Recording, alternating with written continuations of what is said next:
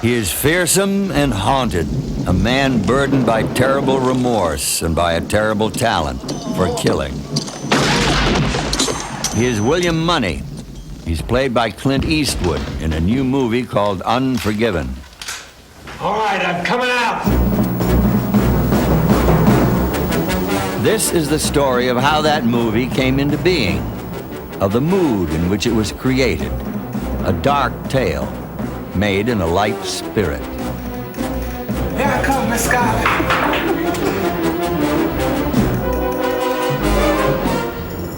Most especially, it is the story of how the film was directed by Clint Eastwood.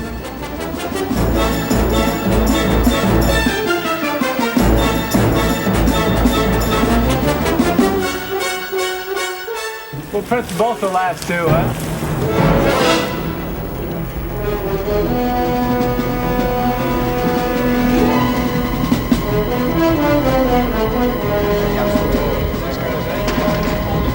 All right, fellas.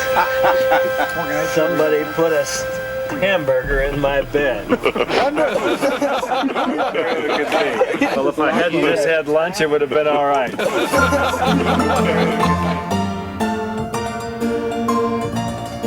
The cast and crew of Unforgiven gather for their company photo on the main street of Big Whiskey.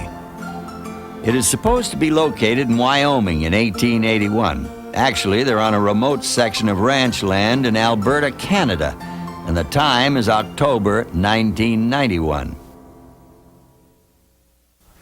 Signs proclaim an ironclad local ordinance. The movie makers, obeying another firm rule, come to work via horsepower. To maintain historic atmosphere, no motor vehicles were allowed on the set. The shooting schedule was 52 days, all of them on location. The director relished the isolation. It added to the authenticity he wanted. But part of the appeal of a Western is you get on location. The air is fabulous, like it is right here. You're not near, we purposely picked a place that is at 360 degrees and no civilization around. And you do, if you set out here, if you didn't go back into town in the evenings, you'd eventually think, hey, this is the world for me out here. So for a brief moment, you were in another era, another time. The town planner was production designer Henry Bumstead, 60 years in the movies, twice an Oscar winner. The first trip up here, I came with Clint, and we flew up from Los Angeles and got in this helicopter, and we flew all around, and as we were over in this area, we saw these peaks and this hill, not knowing whether we could build it here or not, but Clint liked it. So many good angles. And away we went. The town was built from scratch in 32 days, the fastest Bumstead ever created a major set. William Money takes up his gun. Reformed outlaw, widower, and father, he's mired in hopeless poverty. With children to support, he feels he must return one last time to the wicked ways of his past.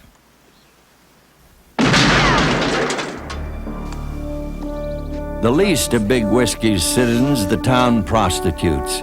One of them has been mutilated by clients who have gone unpunished. They offer a reward to anyone who will avenge her.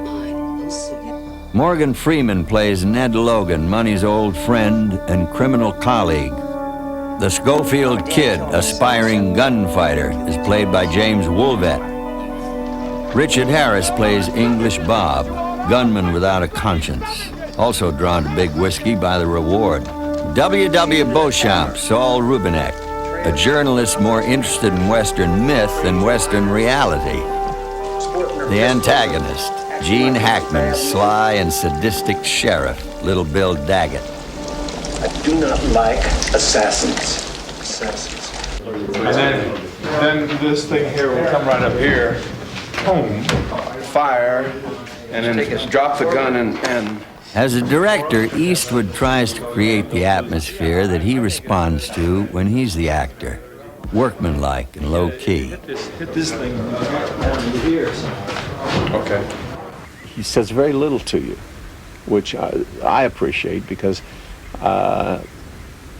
much of what's said to you by a lot of directors is all ego, and they say it for the people who around the camera.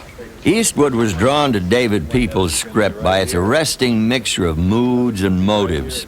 His mood on set never swings. It's all calm confidence and far from his tough screen image. You'll never see a bullhorn on an Eastwood set. He takes the work seriously, but not himself. Shoot, cut, print. Send to the lab, shelve it. Yeah, so let's see what you do there, Richard. Jack? Jack? Yeah, oh, yeah, it's perfect, just like that. There was a scene the other day, in fact, that wasn't working for me at all. In the barber shop. Wasn't working for me at all. We tried it this way, that way, it wasn't really working. I couldn't put my finger on it, but he did. He said, it's that line. He's in the wrong place. And it breaks up the rhythm of what you're doing, what you're trying to achieve. So let's try it without that.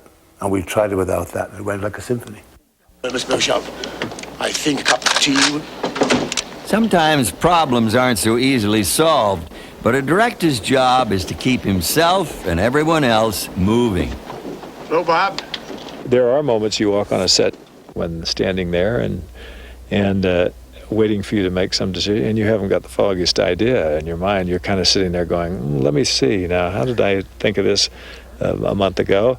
And then, but you have to. There's a switch you throw, and you say, okay, now we'll do something. Because he's an actor, Eastwood trusts actors to help him out in tight spots. Sometimes I'll let the actors play a little bit. I say, why don't you guys just walk around and talk about it? And then you just walk around and you'll see it. And they'll instinctively do something interesting. Let's wander through it. Stand by, please.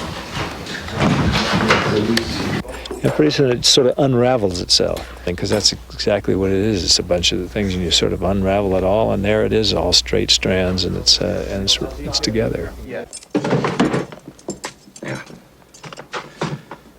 There's the key. All you gotta do is shoot me. And you and Bob can just ride on out of here free as birds. They've been jailed for violating the firearms ordinance, and Sheriff Daggett shows his true, complicated colors. Is it loaded? Wouldn't do you much good if it wasn't. First you got to cock it.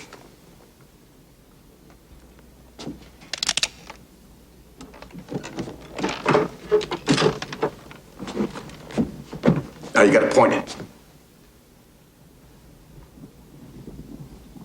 Go on, point it.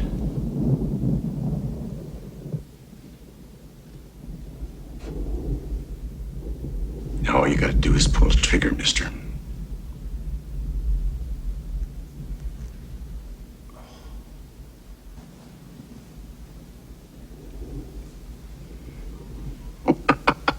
Hot, ain't it? Eastwood chooses his crew as carefully as he does his actors. Most of the key people working here have been with him through many years and many pictures. If you cast the crew well, it makes the picture take care of itself better. Communication between Eastwood and his veterans is almost instinctive. Cinematographer Jack Green and his crew often anticipate his needs. Nice. Or you can say, I'd like a shot that dramatically gives me this effect. I want to show Mr. Clint. Clint? And then the camera department will go, well, gee, what about this or what about that? And all of a sudden they're making suggestions that are right in line with what you're thinking about.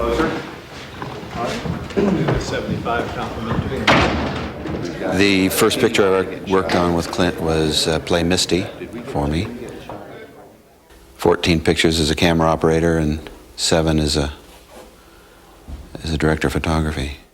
I started with Mel Paso in the late 70s. That was about 15 features ago. I started with him in '81 with a director of photography named Bruce Surtees on Honky Tonk Man. When they made Coogan's Bluff, I think that was about 1970, somewhere in there. Oh, probably about 19 years. There's one chap here who's worked for 35 years, since Rawhide with him. I've done about 29, 30 shows with Clint. It's a platoon and you're just a platoon leader with a backpack on your back, the same as everyone else. And And you get to just point the direction we go, whether it's east or west. When you head west, you head into horse country. The animals also have to be carefully cast. That's the job of the head wrangler, John Scott. Clint's horse, we had to find a certain look of the horse, and we kind of wound up sort of a flea-bitten gray type horse. And as I say, going back to the early days, they weren't finely bred, good-headed horses. They sort of were kind of a hammerhead and a long head on them, kind of a bump in their forehead and a sort of a Roman nose. So we had to strive to find a horse that's gentle, got a certain look to him, a bit of a character look, and not a fancy-looking horse. Okay, Rocket, let's go. Put all the elements together, treat them hospitably, and the result is... Happy trails again until we meet again. Happy trails to you. My horse, a horse. I have my kingdom for a horse. Just sing a song and bring the sunny way. In this kingdom, the horse must learn to throw the king on cue. Until we meet again.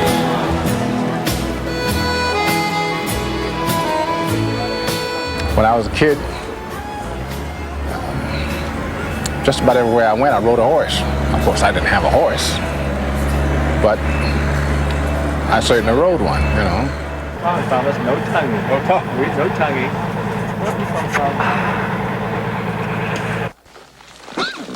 Riding toward Big Whiskey, a comical confrontation.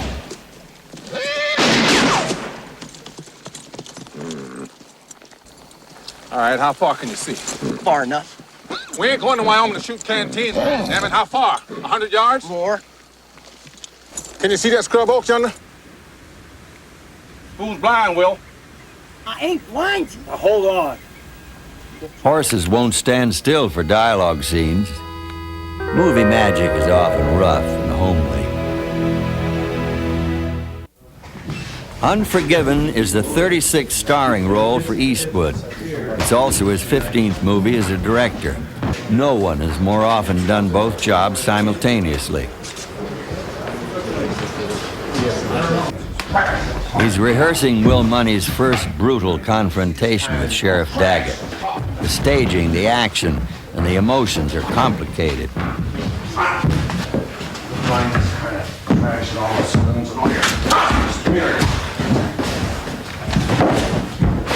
The company worked most of a week in this cramped, smoky, and claustrophobic set. Eastwood was always looking for ways to lighten the atmosphere, for himself, for everyone. Pour me one of those, too.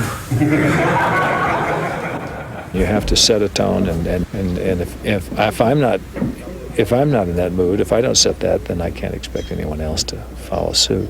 Doubling as actor and director requires constant shifts in perspective under pressure.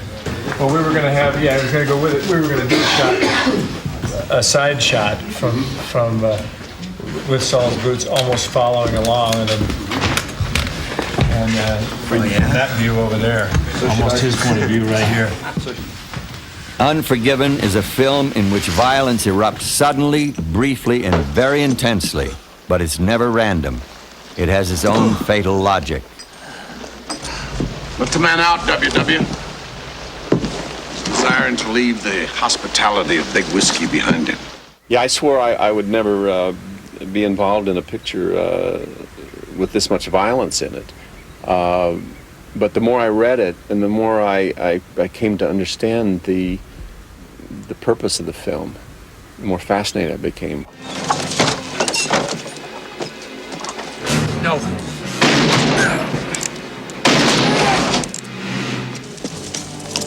Did you get him? Yeah. This movie is not casual about violence. It is shown as an awful business. It don't seem real. I ain't gonna never breathe again, ever. How he's dead. It's a hell of a thing, killing a man. You take away all he's got, and always ever gonna have. Yeah. This is the movie's central point. Murder is always seen as a hugely consequential act. William Munny has many demons to carry about some of the things he's done in the past. These demons that he has to live with are very important because it shows he has a conscience. There's usually not much conscience shown in some westerns. I mean, the hero is usually a fellow who's free of any kind of regrets about his past. Hurt and hallucinating from the sheriff's beating, Will is assailed and terrified by guilty visions. I seen the angel of death. I seen the Reverend Dad. He's got snake eyes. Oh, Will. Who's got snake eyes? It's the angel of death. Oh, Dad. Oh, Dad. I'm scared of dying. Easy, partner. Easy. You won't. No, don't tell nobody. Don't tell my kids. None of the things I done. You hear me? All right, Will. I've always thought of myself as a character actor. I've never thought of myself as a leading man, though I guess at one time I was considered one. I mean, somewhere I went through the whole deal of being one of the young guys bopping around town on television series back in the 50s and 60s, but I never considered myself that. I always tried to be a character actor even then.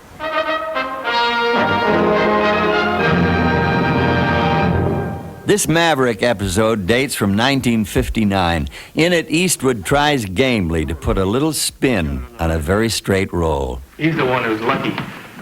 But your luck won't last. The day that bandage comes off. When's that gonna be, Doc? Well, it'll take at least a week.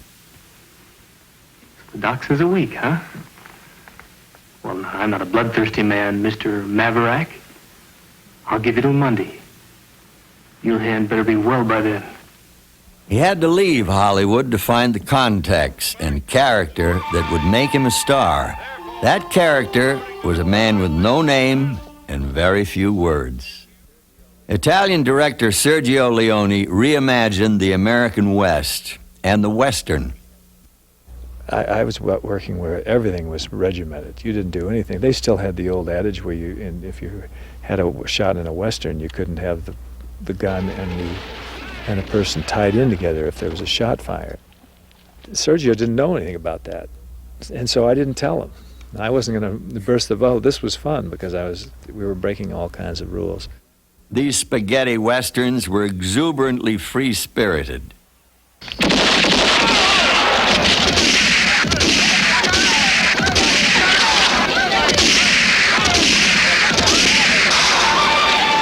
Highly stylized and blackly humorous, Leone's movies not only liberated the actor, they influenced the director he already aspired to be. They continue to do so.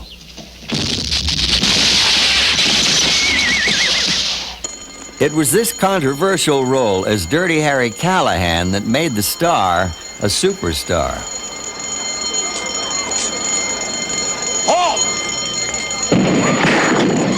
It was his fourth film with Don Siegel.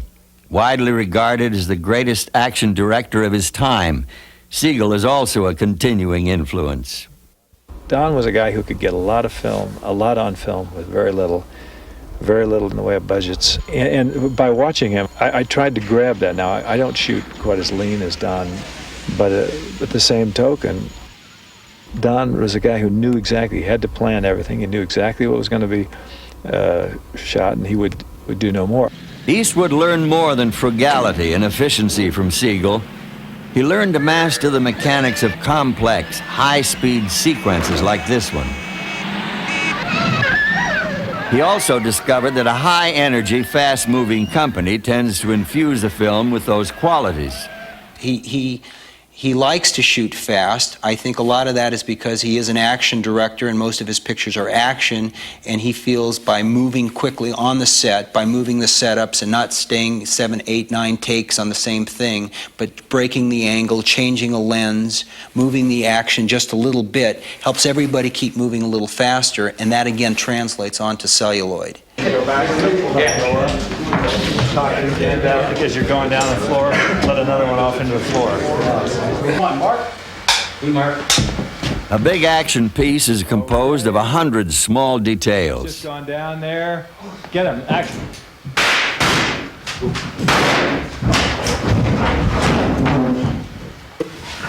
One of those details. Actor Ron White is ready for a shot, and a shot. A squib, a small explosive charge, is placed behind a bag of artificial blood. It's right here. That's one of them.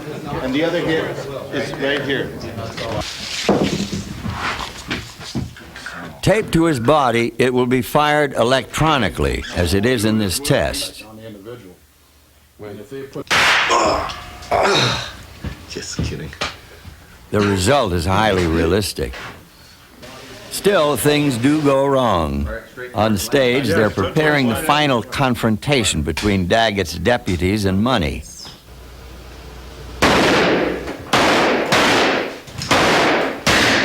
But the blank cartridges fail.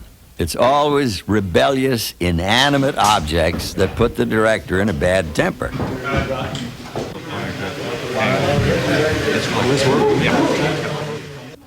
New, stronger loads are tried. Rolling. Action. Okay.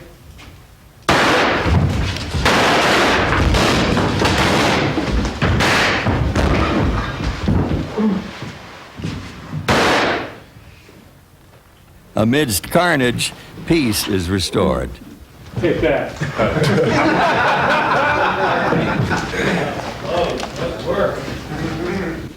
Months later, working with Joel Cox as editor since 1982, Eastwood meticulously orders and shapes Unforgiven's climactic sequence. He says he loves editing more than any other aspect of filmmaking. I guess the best thing is when you put it all together and it works. At least in your mind, it works. And you go, okay, this is the way I envisioned it, and this is the way it came out. I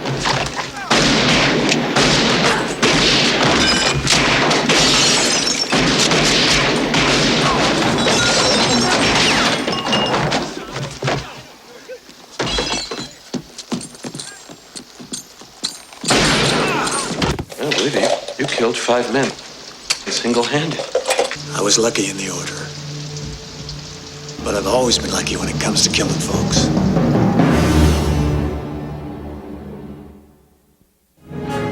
Unforgiven's imagery echoes that of the classic westerns, but the conflicts it explores in Will Money Lives resonate to darker, more modern themes. I'll see you in hell, William Money.